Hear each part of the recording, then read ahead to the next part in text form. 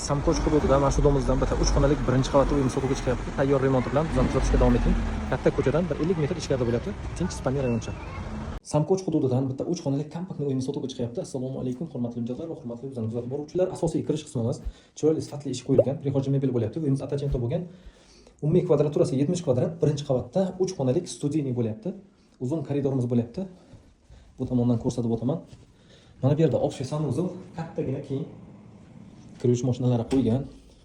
Mana bu yerda televizor, kattalar yotoqxonasi bo'lyapti, turmush zona, ajoyib elita pardalar, chiroyli двуспальный shkaflari bilan, потолоклari natijnoy, balandgina, uyimizning balandligi ham chiroyli remontlar bilan.